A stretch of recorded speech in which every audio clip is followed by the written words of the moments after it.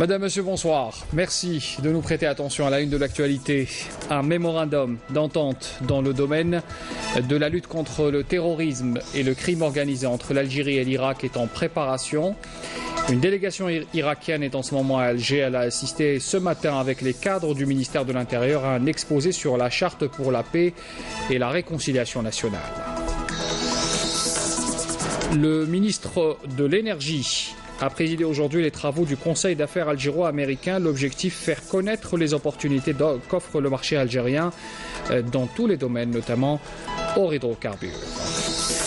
L'augmentation de la production aquacole en Algérie représente un défi majeur qui pourrait facilement être relevé. C'est la principale conclusion qui est ressortie lors de la journée d'études à Alger sur la production piscicole, marine et continentale.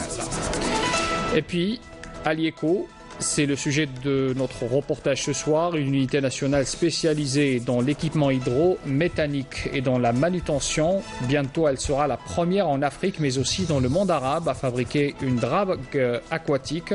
C'est notre reportage grand format, signé Hassiba Abdallah. À la fin de ce journal également, on parlera de l'historien Benjamin Storin, invité de la ville des Ponts Suspendus Constantine, sa ville natale. L'occasion pour lui d'animer une conférence, débat en compagnie d'universitaires, d'intellectuels, d'hommes de lettres et d'étudiants également. Bonsoir à tous. Pour commencer d'abord, le président de la République, Abdelaziz Bouteflika, adresse un message de félicitations à son homologue de la République de Guinée, Alpha Condé, à l'occasion de la célébration du 59e anniversaire de l'indépendance de son pays, dans lequel le président Bouteflika lui a fait part de sa pleine disponibilité à travailler à la consolidation de la nouvelle dynamique qui caractérise les relations entre les deux pays. Le chargé d'affaires et d'investigation au ministère irakien de l'Intérieur, le général-major Maher Najm Abd al-Hussein Al-Taï, a été reçu ce matin pour un entretien avec le ministre de l'Intérieur et des collectivités locales et de l'aménagement du territoire Nordin Bedoui. Le responsable irakien a précisé que sa visite en Algérie intervient dans le cadre des négociations relatives à l'élaboration d'un mémorandum d'entente entre l'Algérie et l'Irak dans le domaine de la lutte contre le terrorisme et le crime organisé. Il avait salué aussi la disponibilité des autorités algériennes à concrétiser cette coopération.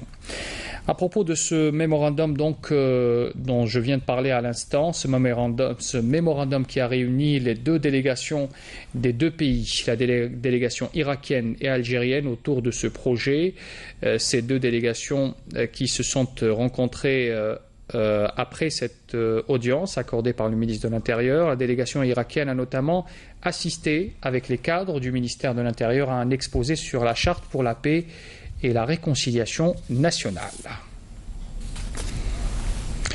Puis le ministre de l'Énergie a présidé aujourd'hui les travaux du Conseil d'affaires algéro-américain avec un objectif, faire connaître les opportunités qu'offre le marché algérien dans tous les domaines, notamment hors hydrocarbures.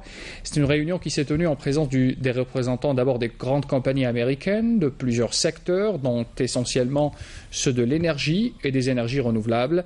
Mustafa Guitouni était donc présent pour cette rencontre. L'attractivité de l'économie nationale et la réforme de la loi sur les hydrocarbures étaient aujourd'hui encore au cœur de la rencontre algéro-américaine. Le ministre de l'Énergie, Mustafa Guitouni, a rappelé que face à la mutation des modèles énergétiques et à l'engouement dont font montre d'importantes compagnies pétrolières américaines notamment, il est impératif d'adapter les textes réglementaires et faire connaître les opportunités qu'offre le marché algérien. Le signal a été donné parce qu'on ne peut pas rester comme ça. On a fait depuis 4 ou 5 ans des appels d'offres sur les bassins pour que les entreprises puissent explorer. Les 3 ou 4 appels d'offres qu'on a fait, ils ont été infructueux. Mais on ne peut pas rester dans cette situation. Donc la réflexion est engagée et on est en train de travailler sur la loi et sur la fiscalité. On est en train de travailler pour que on soit gagnant-gagnant. Et on leur a expliqué qu'on allait revoir un peu les lois qui régissent ces investissements, revoir un peu les fiscalités et les accompagner dans leur investissement. Aujourd'hui, je peux vous dire que l'ensemble de la délégation américaine est vraiment satisfaite de la réunion que nous venons d'avoir ici au ministère de l'Énergie et la réunion avec M. le ministre qui a énormément expliqué à l'ensemble de la délégation les nouvelles dispositions, les nouvelles incitations à l'investissement ici en Algérie. Je peux vous dire que c'est la première fois, réellement la première fois que nous avons entendu un discours très promoteur en termes d'aller vers ces changements, les incitations à l'investissement, puisque c'est ce que les Américains voulaient entendre, que l'Algérie aujourd'hui est exactement offre les mêmes avantages qu'offrent tous les autres pays. Je suis très heureux de ma rencontre aujourd'hui avec le ministre de l'Énergie et discuter des nombreuses opportunités qu'offre le marché algérien en pétrole et en gaz. Et mon équipe et moi sommes très heureux et prêts à collaborer. Le ministre de l'Énergie a par ailleurs rappelé que le potentiel de l'Algérie en termes de réserves en hydrocarbures est important, mais reste sous-exploité, d'où l'intérêt aujourd'hui de relancer l'investissement dans ce domaine. En effet, sur 1,5 million de kilomètres carrés de bassins sédimentaires, dans le sud-ouest, le nord et dans la zone offshore, d'une superficie avoisinant les 100 000 kilomètres carrés, 2 tiers ne sont toujours pas soumis à des campagnes d'exploration. Après le dépôt des dossiers de candidature pour le scrutin prochain du 23 novembre, l'administration locale à Illizi et Djanet s'attelle à présent aux préparatifs du jour J, du jour du vote, donc en attendant bien la validation définitive des listes par l'instance indépendante de surveillance des élections. Le reportage de Mohamed Belkhir, commentaire Abdelmajid Marassi. Après la fin du délai de dépôt de dossiers de candidature pour les prochaines élections, l'administration locale de la wilaya d'Illizi s'attelle actuellement à la finalisation de la validation de ces mêmes candidatures. Pendant ce temps, la wilaya déléguée de Djanet se livre à une course contre la montre pour être fin prête pour le scrutin du 23 novembre prochain.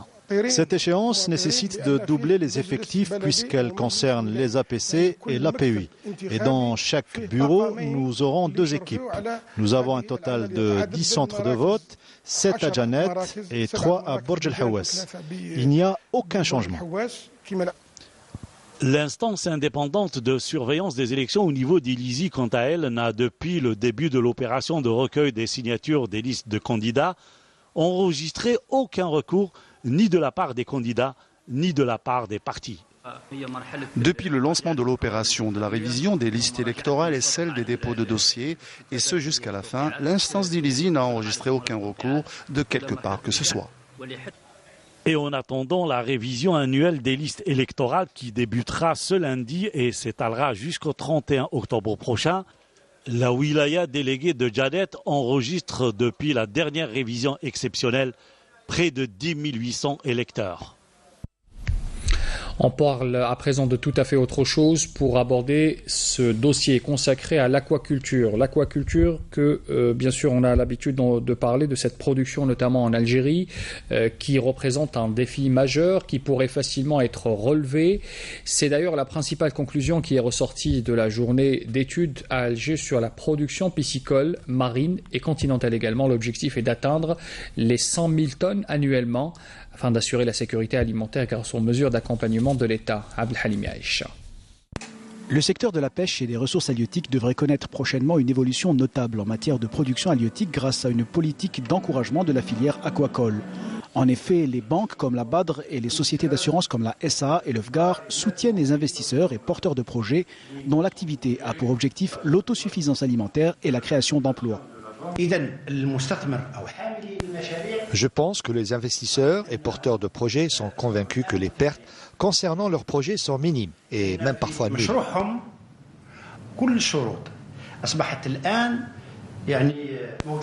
Toutes les conditions sont aujourd'hui réunies pour le développement de ce secteur et pour l'augmentation de la production qui peut dépasser les 100 000 tonnes.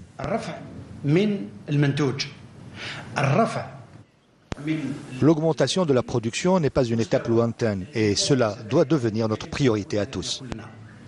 Les mesures d'accompagnement des activités aquacoles visent à créer un environnement propice au développement de la filière et ce malgré certaines difficultés liées à l'approvisionnement en aliments pour poissons et en alevins. Nous devons construire davantage d'écloseries en Algérie et une dizaine d'usines d'aliments de poissons pour avoir cette autonomie. Certains aquaculteurs ont choisi de prendre les devants. La saison écoulée, on a pu produire et commercialiser plus de 200 000 alevins de tilapia rouge, puisqu'on a une écloserie. On peut se permettre de produire nos propres petits poissons pour nos propres besoins de grossissement, et en même temps on fait commercialisation les petits poissons pour les autres éleveurs. Bien que la consommation annuelle de poissons en Algérie soit très inférieure à la moyenne mondiale, le potentiel de production de l'aquaculture marine et continentale demeure très important. L'objectif est d'atteindre une production de 100 000 tonnes par an et même de doubler ce chiffre, ce qui est largement à la portée des investisseurs algériens accompagnés par l'État. Et ils sont nombreux ces investisseurs qui se sont intéressés à ce créneau, l'aquaculture. Exemple ce soir à Chlef, dans la région de Beni Hawa, où se trouve justement une ferme consacrée à l'élevage de la dorade royale. Yasmine Chouekra. Cette ferme aquacole à Beni Hawa, dans la wilaya de Chlef, compte parmi les expériences réussies dans ce domaine, avec une capacité de production atteignant les 600 tonnes annuelles de dorade royale. Une production qui pourrait doubler grâce aux travaux d'agrandissement qu'entreprend la ferme. Dans cette ferme, nous élevons de la dorade royale. Nous avons un autre projet qui est l'élevage du loup de mer dans la région de Ténès, tout près d'ici, avec une capacité de 50 tonnes par an. Aujourd'hui, nous avons 12 cages immergées. Pour les jours qui viennent, nous prévoyons 4 autres dans la même région pour agrandir notre capacité et atteindre les 900 tonnes par an. La direction de la pêche de la wilaya de Chlef compte 6 autres investissements dans le domaine de l'aquaculture, en plus de plusieurs projets dans le même secteur. Nous avons près de 10 demandes déposées au niveau de la direction de la wilaya de Chlef. 6 d'entre elles connaissent une bonne avancée. Nous pensons qu'à l'horizon 2020, nous arriverons, en comptabilisant toutes ces fermes, à 5000 tonnes. L'aquaculture joue aujourd'hui un rôle essentiel dans la protection de la richesse marine et aussi à satisfaire la demande en termes de ressources halieutiques. On parle à présent de cette entreprise, Alieco, une unité nationale spécialisée dans l'équipement hydromécanique et dans la manutention également. Elle sera bientôt classée première en Afrique, mais aussi dans le monde arabe, à fabriquer justement une drague aquatique. L'entreprise fournit déjà en équipement l'Agence nationale des barrages et des transferts dans le but de récupérer la capacité initiale des barrages d'eau envasés. Voici ce reportage grand format signé ce soir Hassiba Abdallah. Dans ces ateliers, ces ouvriers travaillent sur un nouveau produit. Une drague et son bateau de servitude pour le compte de l'AMBT, l'Agence nationale des barrages et des transferts. Des engins dont le rôle est de pomper la vase installée au fond des retenues d'eau. Alieco, l'une des unités du groupe national IMETAL, en est l'exécuteur. On a un bureau d'études espagnol qui a fait les études de conception et nous on fait la fabrication et l'assemblage au niveau du barrage. Si Alieco a pu gagner la confiance de l'AMBT, c'est surtout grâce à sa longue expérience dans le domaine de l'équipement hydromécanique et la manutention. Ajoutant à cela l'acquisition d'un nouvel équipement industriel de taille. Alieco a tous les moyens et les capacités de réaliser ces 3 dragues. Avant, on a réalisé pratiquement plus de 44 barrages, c'est-à-dire des équipements hydromécaniques, des barrages qui sont compliqués en termes de conception et de prestation de fabrication. Donc la drague, elle est pratiquement similaire aux équipements hydromécaniques. Et on a les capacités machines de réaliser toutes les prestations pour la conception. Par exemple, cette machine qu'on a acquise dans le cadre du plan de développement, qui est une multibroche, donc elle fait plusieurs opérations, telles que le découpage, le perçage, le taraudage. Et avec un tel potentiel, Alieco pourrait être le partenaire parfait en matière de dévasement. Le taux d'envasement très élevé concerne environ 11 barrages en exploitation. Donc on peut dire qu'on a un taux global d'envasement d'environ 12%. L'Agence nationale des barrages et transferts a lancé la fabrication de 3 dragues avec 3 bateaux de servitude, avec un montant à peu près d'1,4 milliard. À titre de comparaison, pour par exemple lancer une opération de drague pour 3 millions de mètres cubes de vase, ça peut coûter plus d'1 milliard de dinars. Rentabilité, mais aussi efficacité. Aussitôt les 11 barrages dévasés, environ 900 millions de mètres cubes d'eau pourront être récupérés. Alieco est chargé de construire 3 dragues avec leurs bateaux de servitude, dont la première livraison est prévue pour la fin mars 2018. Une importante plus-value pour l'accompagnement du secteur de l'hydraulique et des ressources en eau en Algérie.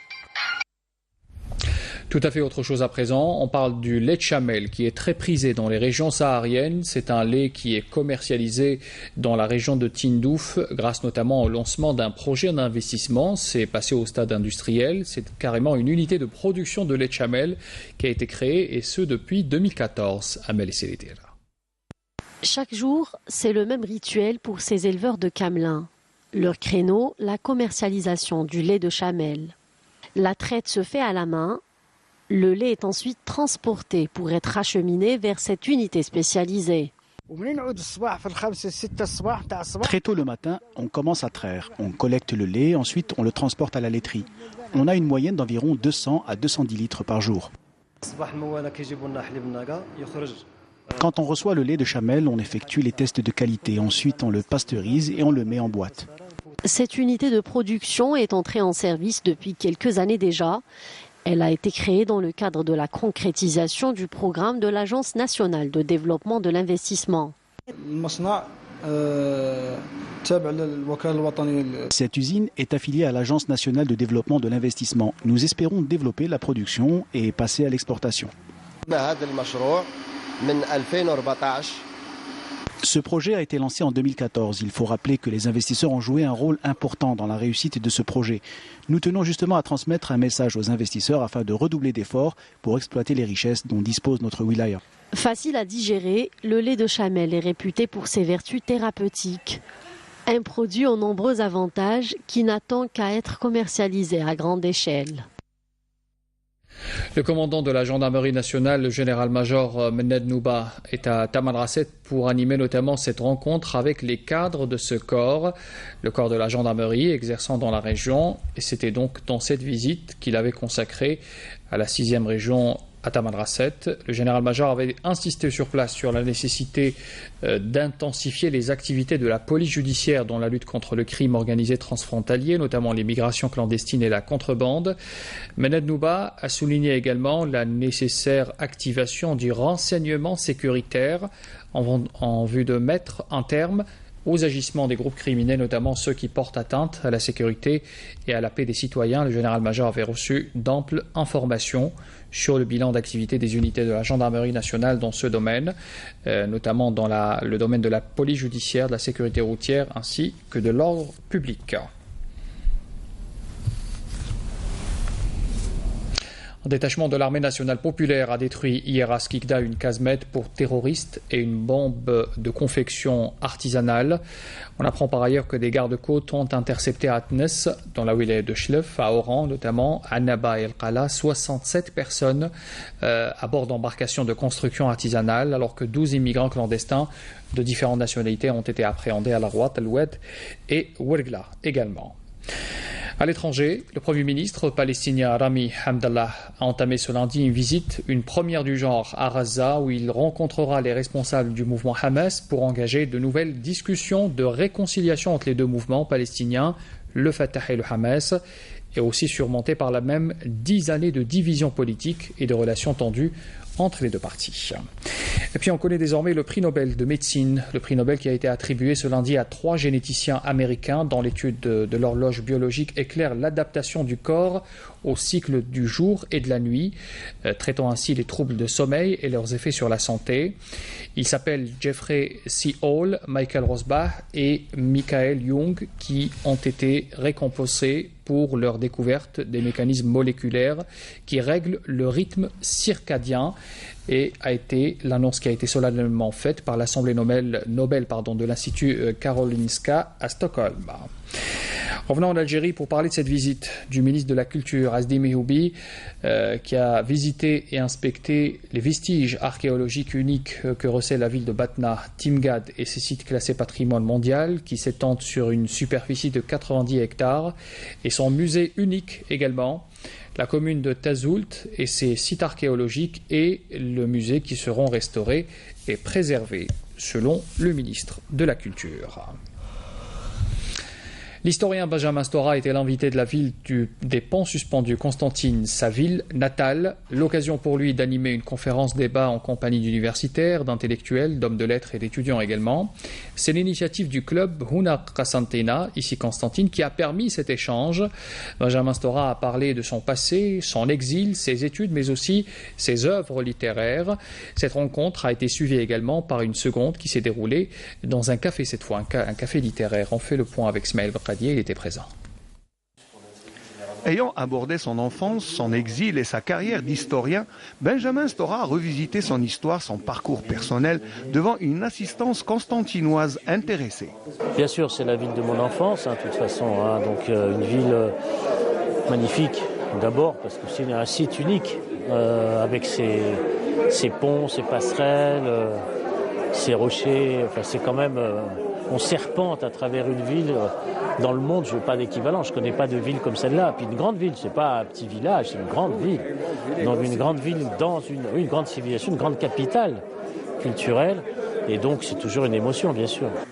Il a répondu à l'appel du cœur et à celui de sa ville natale sous l'égide d'une initiative culturelle dénommée Huna Qasantena, ici Constantine, qui se veut être un espace culturel d'échange entre intellectuels. On a initié des rencontres au mois de Ramadan déjà. Là, on continue, on reprend à la rentrée. Donc, c'est la deuxième édition de Huna Qasantena. Donc, avec Bachir Derraïs qui est venu nous parler de son film sur l'Arbi Ben Mehdi.